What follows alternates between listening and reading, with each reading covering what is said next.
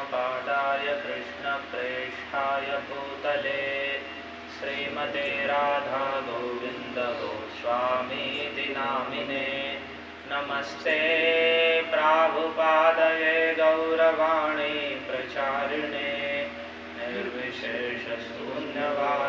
ग्राम्यजननिस्तारिणे नमो विष्णुपादाय कृष्णप्रेष्ठाय भूतले श्रीमते भक्तिवेदान्त स्वामीति नामिने नमस्ते सारस्वते गौरवाणी प्रचारिणे निर्विशेषशून्यवादी पाश्चात्यदेशतारिणे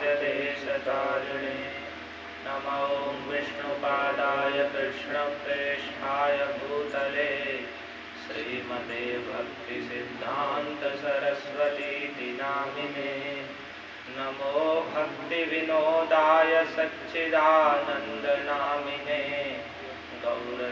गौरशक्तिस्वरूपाय रूपानुगवराय ते वन्देऽहं श्रीगुरोः श्रीयुतपदकमलं श्रीगुरून् वैष्णवांश्च श्रीरूपं साग्रजातं सहगणरघुनाथान्वितं तं सजीवं साद्वैतं सावधूतं परिजनसहितं कृष्णचैतन्यदेवं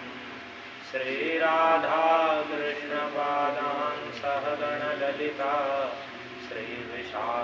श्रीविशाखान्वितांश्च हे कृष्ण करुणा सिन्धो दीनबन्धो जगत्पते गोपेश गोपिकान्त राधाकान्त नमोऽस्तु ते तप्तकाञ्चन गौराङ्गी राधे वृन्दावनेश्वरि वृषभानुसुते देवी प्रणमामि हरिप्रिये नमो महावदान्याय कृष्णप्रेमप्रदायते कृष्णाय कृष्णचैतन्यनाम्ने गौरद्विषे नमः कथञ्चन स्मृते यस्मिन् दुष्करं सुकरं भवेत् विस्मृते विपरीतं स्यात् श्रीचैतन्यममुं भजे श्रीचैतन्यममुं भजे सप्रसीदतु चैतन्यदेवो यस्य प्रसादतः तल्लीलावर्णने योग्यः सद्यः स्यादधमोऽप्यहम् जय श्रीकृष्ण चैतन्य प्रभु नित्यानन्द श्री अद्वैत गदाधर श्रीवासादि गौर भक्तवृन्द हरे कृष्णा कृष्णा कृष्णा हरे हरे हरे राम राम राम हरे हरे वाञ्छाकल्पतरुभ्यश्च कृपासिन्धुभ्यैव च पतितानां पावनेभ्यो वैष्णवेभ्यो नमो नमः ॐ नमो भगवते श्रीकृष्ण चैतन्य चन्द्राय ॐ नमो भगवते श्रीकृष्ण चैतन्य चन्द्राय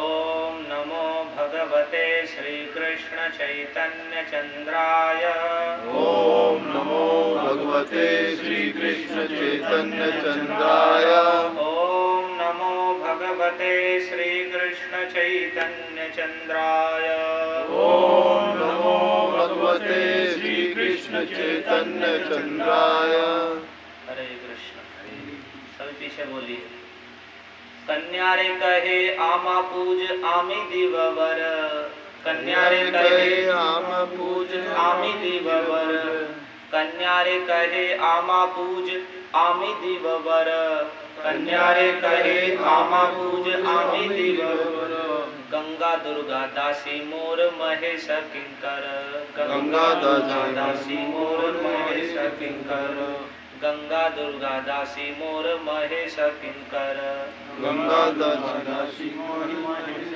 किंकर कन्या रे कहे आमा पूज आमी देववर कन्या रे कहे आमा पूज आमी देववर गंगा दुर्गा दासी मोर महेश किंकर गंगा दुर्गा दासी मोर महेश किंकर। हरे कृष्ण हम भगवान श्री कृष्ण चैतन्य चंद्र की मनोहर बाल्य लीलाओं का कृष्णदास कविराज गोस्वामी के द्वारा किए गए वर्णन को सुन रहे हैं। कल हमने सुना किस प्रकार से भगवान ने माटी खाई, मिठाई छोड़कर माटी खाई और भगवान के ने अपनी जननी सची देवी के साथ कुछ ज्ञान विज्ञान की बातें की मिट्टी के संबंध में। फिर कल इसमें बड़े संक्षेप में कथा लिख रहे हैं, बस दिग्दर्शन मात्र करा रहे हैं, किसी किसी कथा का विस्तार से वर्णन कर रहे हैं। नहीं तो जिन कथाओं का दिग्दर्शन करा रहे हैं वे चैतन्य भागवत ग्रंथ में विस्तार से वर्णन। तो अगर पूरा क्रमशः सुनना है तो हमें उस ग्रंथ से ही सुनना होगा, वह अभी ग्रंथ यहाँ पर नहीं है, तो हम उसमें से ही संक्षेप में उन कथाओं को सुनेंगे। तो कल एई मते नाना छले ऐश्वर्य देखाए, बाल्य भाव प्रकटिया पश्चात लुकाए। इस प्रकार से अनेक छल के द्वारा भगवान ऐश्वर्य दिखाते अपनी बाल्य लीलाओं में, और फिर बाद में बाल्य भाव प्रकाश करके उस ऐश्वर्य को छिपा लेते। अतिथि विप्रेर अन्न खाइल 3 बार, पाछे गुप्ते से विप्रे करिल निस्तार। एक अतिथि, यहाँ पर एक ही प्यार में ये कृष्णदास कविराज गोस्वामी ने इस लीला का वर्णन किया है। इसका चैतन्य भागवत में ही विस्तार से वर्णन है कि एक अतिथि विप्र उनके घर पर आए थे, जिनका उन्होंने 3 बार अन्न खाया और बाद में गुप्त रूप से उस विप्र का उद्धार किया। ये कथा संक्षेप में आप सुनिए कि एक बार एक अतिथि ब्राह्मण ऐसे ही तीर्थ भ्रमण करते हुए नवद्वीप में आए, तो जगन्नाथ मिश्र के यहीं पर रुके, पंडित श्री जगन्नाथ मिश्र के यहाँ पर रुके। तो वे स्वयं ही भोजन बनाकर खाते थे। तो जब वे आए तो माता सची देवी ने और पंडित जगन्नाथ मिश्र ने उनसे अनुरोध किया, वे उनके घर पर ठहरे और उन्हें भोजन के लिए उन्होंने सामग्री प्रदान की। तब वे स्नान आदि करके और भगवान के लिए भोग बनाने लगे। उनके साथ वे अपने ठाकुर रखते थे और उनके भोग के लिए प्रतिदिन भोजन बना के भगवान को भोग लगाकर ही वो ग्रहण करते थे। तो उन्होंने सुंदर भोजन बनाया और भोजन थाली में लेकर और अब एकाग्र चित्त से भगवान का ध्यान करके भोग लगाने लगे। भोग लगाने, भगवान का अगर श्री विग्रह है, सेवित है घर में या मंदिर में, तो भगवान के सामने ही भोग लगाना चाहिए। और यदि नहीं भी है तो मन में भगवान के स्वरूप का चिंतन करके, या जहाँ आप भोग लगाते हैं उसी स्वरूप का चिंतन करके हम प्रेम से भोग लगा सकते हैं किसी भी स्थान में। तो उन्होंने भगवान का स्वरूप का चिंतन किया और प्रेम से भोग लगाने लगे। बाल गोपाल अपने उनके इष्ट विग्रह थे, बाल कृष्ण। तो जब इस प्रकार से भोग लगाने लगे तो प्रेम से पुकारने लगे भगवान को मंत्र के द्वारा, श्लोकों के द्वारा। तो इधर छोटे से बच्चे निमाई चलते चलते, घुटनियों चलते चलते सीधे गए और उनकी थाली में से निकाल कर खाना शुरू कर दिया। अब वे भोग लगा लगा के, और जैसे उन्होंने आंखें खोली तो जिसका भोग लगा रहे थे वो सामने ही खाने लगे। लेकिन अब उन्हें तो पता नहीं कि जिसे भोग लगा रहा हूँ वो ही सामने खा रहे हैं। तो उन्होंने अरे अरे देखो देखो, पूरा ये तो सारे भोजन का नाश कर दिया। मैं तो अपने इष्ट देव को भोग लगा रहा था और इसने पहले ही झूठा कर दिया, देखो ये ठीक नहीं हुआ। तो अब ये जगन्नाथ मिश्र को पता चला तो उन्होंने पकड़ लिया, और बड़े उन्हें पकड़कर थोड़ी निमाई को डांट लगाई और फिर उन्हें अंदर ले गए और उनसे फिर दोबारा प्रार्थना की कि आप फिर दोबारा भोग बनाइए। तो मना करने लगे कि नहीं हो सकता है, आज मेरे भाग्य में भोजन है ही नहीं है, इसलिए भगवान ने ऐसा किया। नहीं नहीं आप बनाइए, अब से दोबारा ऐसी गलती नहीं होगी। तो उन्होंने फिर जैसे ही भोग लगाया तो उन्हें पड़ोस के घर में, भगवान ने निमाई को पड़ोस के घर में भेज दिया उन्होंने कि जिससे यहाँ ना आ पाए। तो फिर दोबारा भोग लगाया और फिर भगवान का स्मरण करने लगे। फिर भगवान आ गए, उन्हें तो एक क्षण लगते कहीं भी आने में, और जाके फिर उनकी थाली से खाने लगे। और फिर खाने लगे तो फिर अरे अरे देखो देखो बस नाश हो गया, फिर ऐसा कर दिया, ये तो पूरा आज लगता है मेरे भाग्य में ही भोजन नहीं है। जब ऐसे करने लगे तो उन्होंने देखा है तो फिर कहाँ से निमाई आ गए अचानक। तो और उन्होंने बार फिर प्रार्थना की कि नहीं, हमारे घर आप आए हैं, हमारे अतिथि आए हैं, ऐसा कैसे हो सकता है, अतिथि आए हैं रोज भूखे सो जाएं, ये तो बड़ा हमें अपराध लगेगा, आप फिर दोबारा बनाइए। उसमें उन्हें रात्रि हो गई थी, शाम के समय बनाने लगे, बड़े सुंदर तरीके से बनाया, उसमें समय लगा, भोग लगा रहे थे, फिर ऐसा हुआ, फिर दोबारा रसोई को साफ कर, बड़ी पवित्रता रहती थी, पूरी रसोई को फिर साफ करना, फिर दोबारा लीप पोत के दोबारा उस पर भोजन बनाना भगवान के लिए, फिर उस पर भोग लगाने लगे, फिर भगवान ने झूठा कर दिया, फिर तीसरी बार फिर उन्हें बंद कर दिया, फिर निमाई को बड़ा उन्होंने डांट फटकार के बंद कर दिया। और रात्रि हो गई थी और जगन्नाथ मिश्र और वे तो सब सो गए, और इधर ये भोजन बना के देर तक भोजन बना और फिर भगवान को भोग लगाने लगे। और जो ही भोग लगाने लगे तो फिर भगवान आकर उनकी थाली में से खाने लगे। और जब वो देखने लगे ये चिल्लाने के लिए जैसे हुए तो भगवान ने वही डांट दिया, चुप रहो, बार जब तो मेरा ध्यान लगा के मुझे बुला रहे हो, अब सामने आके खा रहा हूँ तो फिर कह रहे हो, फिर कहने लगे कि ये मेरा प्रसाद का वो कर दिया, आज तक तुमने इतना भोग लगाया, अब तो मैं सामने आके खा रहा हूँ और फिर तुम अब इसे तुम्हें अच्छा नहीं लग रहा है। तब वे समझे और फिर भगवान ने उन्हें अपने स्वरूप का दर्शन भी कराया, और दर्शन कराया तो फिर भाव विह्वल हो गए, भगवान की स्तुति की और भगवान से क्षमा प्रार्थना आदि की। उन्होंने कहा कि देखो तुम कई जन्मों से मेरे भक्त हो, कई जन्मों से भक्त हो, तो तुम पर कृपा करने के लिए ही मैंने इस प्रकार से तुम्हारा भोग स्वीकार किया है, लेकिन तुम जान गए हो कि मैं यहाँ प्रकट हुआ हूँ, अपने लीला विस्तार करना चाहता हूँ, लेकिन तुम इस बात को किसी को नहीं बताओगे कि साक्षात यहाँ आपके घर में साक्षात भगवान है, इससे मेरी लीला के माधुर्य में बाधा होगी, इसलिए तुम किसी को नहीं बताओगे, चुपचाप प्रसाद ग्रहण करो और ऐसे ही भजन करते रहो, तुम बाद में फिर मुझे प्राप्त करोगे। तो इस प्रकार से उन्होंने भगवान को साक्षात भगवान ने उनका भोग लगाया और उन्होंने फिर भगवान के साक्षात प्रसाद को खाया और बड़े आनंदित हो गए। जन्म जन्मांतर की उनकी भक्ति का उन्हें साक्षात फल मिला।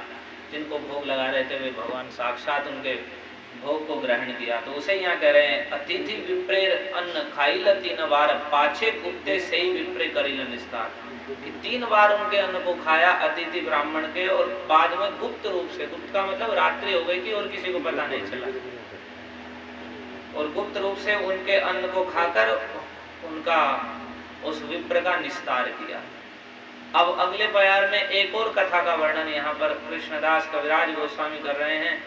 चोरे लैया गेल प्रभु के बाहिरे पाइया, तार स्कंदे चढ़ी आईला तारे भुलाइया। कह रहे हैं एक बार क्या हुआ, बड़े ध्यान से सुनिए सभी, इधर उधर ध्यान मत दीजिए, कि कुछ चोर थे। तो ये निमाई पंडित बाहर खेल रहे थे, छोटे से थे ही, और भगवान के शरीर पे तो स्वाभाविक ही आभूषण रहते ही हैं, और ऊपर से जगन्नाथ मिश्र और सची देवी के द्वारा सुंदर सुंदर आभूषण से उनका अलंकार किया गया था। तो वे निमाई पंडित खेल रहे थे बाहर, सुंदर सुंदर आभूषण थे उनके शरीर पर, सोने आदि के। तो कुछ चोर वहां पर आए, 2 चोर थे। तो चोरों ने देखा, अरे ये तो बच्चा बाहर खेल रहा है, बड़े आभूषण पहन रहा है। तो उन्होंने क्या किया, उनको ही उठा लिया कि इसे उठा चलते हैं और फिर इसके आभूषण उतार के बाहर, और फिर इसे वापस भेज देंगे और आभूषण लेके हम चले जाएंगे। तो उन्होंने उन्हें बहला फुसला कर जैसे भी उनको ले लिया। तो यहाँ पर कह रहे, चोरे लैया गेल प्रभु के बाहरे पाइया, तार स्कंदे चढ़ी आईला तारे भुलाइया। तो वे अपने कंधे पर चढ़ाकर ले गए, चलो चलो हम तुम्हें घुमा के लाते हैं। तो ये तो सर्वज्ञ भगवान है, बेशक बाल्य लीला कर रहे हो। तो जब इन्होंने कंधे पर उठाकर लेके गए, और वे इस मन से लेके जा रहे हैं कि हम इन्हें बाहर लेके जा रहे हैं और फिर इनके आभूषण उतार लेंगे, लेकिन वे चोर सारे में बाहर बहुत दूर तक घूम के, और ऐसा उनके माया के द्वारा ऐसी बुद्धि को घुमाया, फिर घूमकर फिर उनके घर के सामने आ गए। वो घर के सामने आ गए, तब उनकी ऐसे लगा जाए नींद खुली हो। तो फिर उन्हें लगा, अरे हम तो उसी स्थान पर आ गए। तो उन्हें बड़ा भय लगा, कोई देख लेगा तो हमें कहेगा, अरे देखो ये बच्चे को उठा के कहाँ ले जा रहे हैं। तो बड़ी जल्दी जल्दी उन चोरों ने क्या किया कि उन्हें वहीं छोड़ कर वहां से भाग गए। तो इसी बात को कह रहे हैं कि चोरे लैया गेल प्रभु के बाहरे पाइया, बाहर पा करके चोर प्रभु को लेकर चले गए। तार स्कंदे चढ़ी आईला तारे भुलाइया, उन्हें ही भ्रमा के, उन्हें ही भुला के, इधर उधर घूम कर उनके कंधे पर दूर तक सवारी करके और घुमा के फिर वहीं ला दिया। तो ऐसे भगवान अपनी माधुर्यमयी बाल्य लीला कर रहे हैं। तो वहां पर आ गए, फिर चले गए वे चोर, वहां से चले गए। और इसी प्रकार से व्याधि छले जगदीश हिरण्य सदने विष्णु नैवेद्य खाइले एकादशी दिने। एक जगदीश हिरण्य भगवान के ही भक्त थे, उनके घर पर गए और व्याधि के छल से मैं बीमार हूँ, और एकादशी के दिन जो उन्होंने भगवान को भोग लगाया था, एकादशी के दिन भगवान को अन्न का भोग लग सकता है, हमें नहीं ग्रहण करना चाहिए। ये नहीं कि भगवान को भी व्रत रखना है, भगवान नहीं खाएंगे, या फिर अन्य चीज बना के जो हम ग्रहण कर सकते हैं उस दिन, वो नहीं। तो ऐसा नहीं कि कभी कुछ भक्त लोग क्या करते हैं कि हम भी नहीं खाएंगे तो भगवान भी नहीं खाएंगे, उन्हें भी जल का भोग लगा दिया और भगवान भी एकादशी व्रत रख रहे हैं। एकादशी हमारे लिए है, भगवान के लिए एकादशी नहीं है।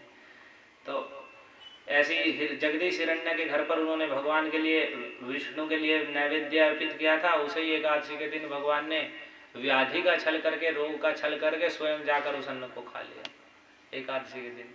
ये और सुंदर विस्तार से चैतन्य भागवत में वर्णन है। तो ऐसी अनेकों कथाएं हैं भगवान की बाल्य लीला के, उनमें जिनमें उनका ऐश्वर्य प्रकाश भी हुआ है।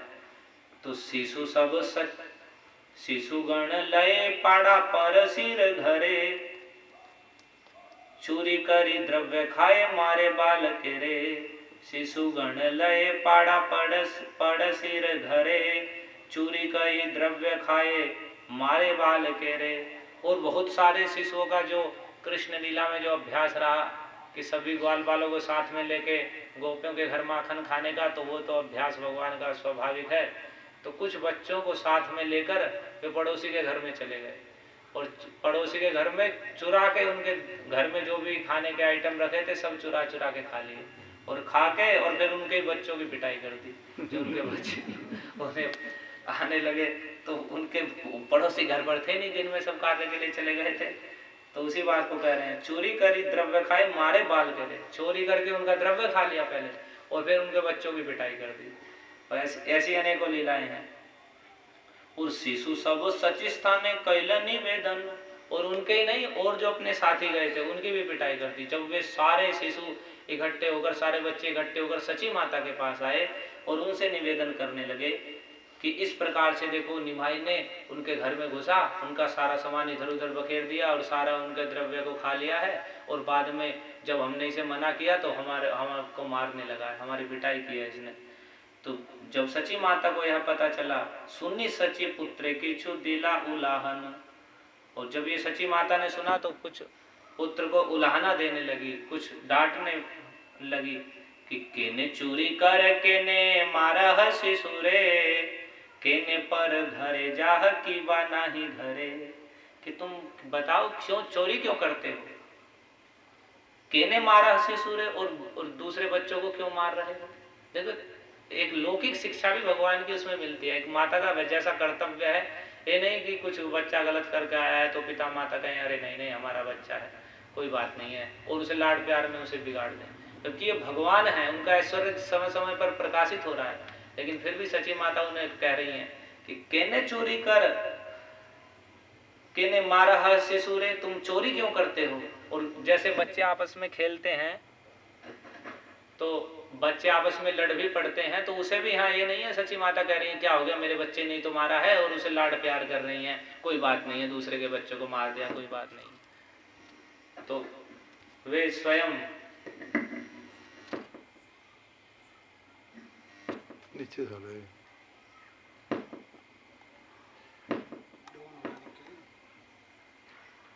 वे स्वयं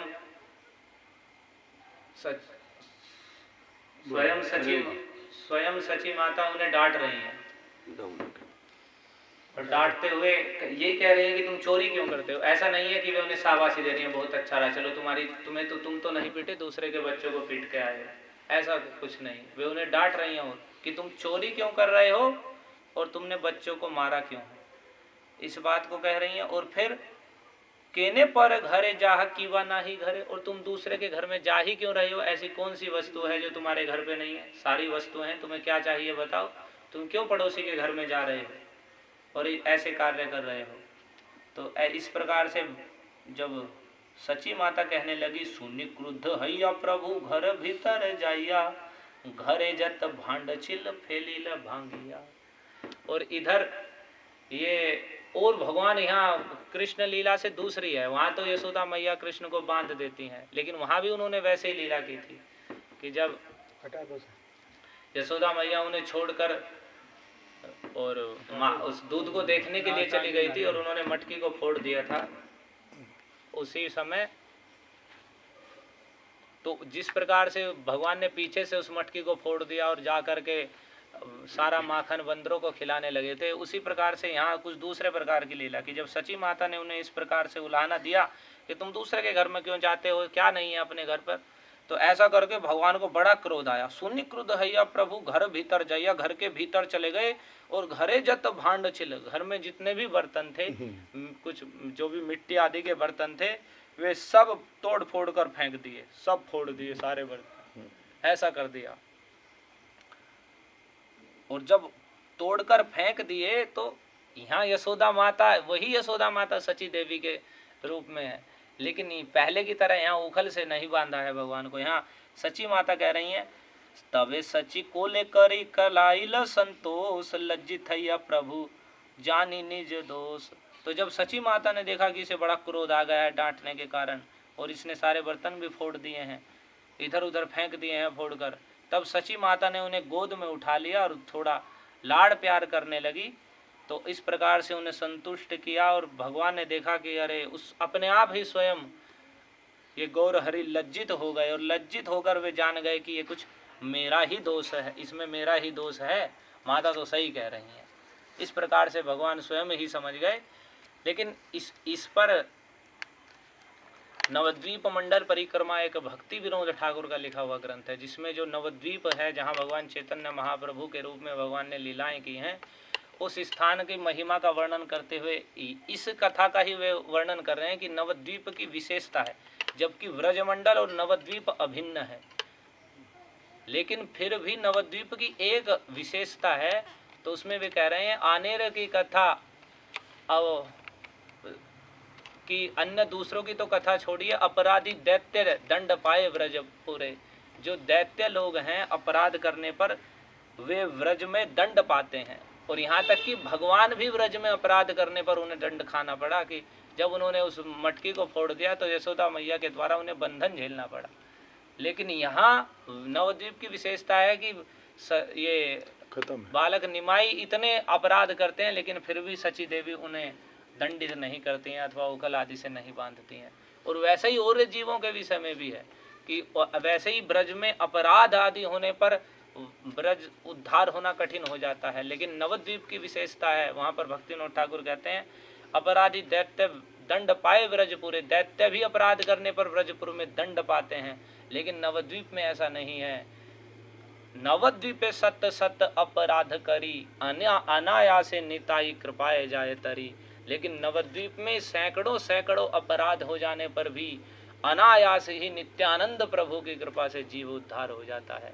उसका उदाहरण दिया, देखो जो दैत्य व्रज में आए उन सबको भगवान ने मार दिया, किसी को किसी टांग पकड़ के मारा है और किसी के मुंह में ही हाथ दे के मार दिया है, किसी का सिंग तोड़ के उस पर ही बजा दिया है। ऐसे खेल खेल में उन सबको बड़े बड़े असुर जो देवताओं के लिए भी जिनका पराक्रम सहना दुष्कर था, ऐसे असुरों को भगवान ने बाल्य लीला में खेलते खेलते ब्रज में मारा है। लेकिन यहाँ नवद्वीप में वैसे ही असुर जगाई मधाई जैसे बड़े उत्पात करने वाले, उन्हें नित्यानंद प्रभु की कृपा से ऐसे असुरों को मारा नहीं, बल्कि अपराध करने पर भी उन्हें उद्धार कर दिया है। ये नवद्वीप की विशेषता है। नवद्वीपे सत्य सत्य अपराध करी, अनायासे निताई कृपाए जाए तरी। नवद्वीप में सैकड़ों सैकड़ों अपराध करने पर भी श्री श्री गौर नित्यानंद की कृपा से जीव का उद्धार हो जाता है।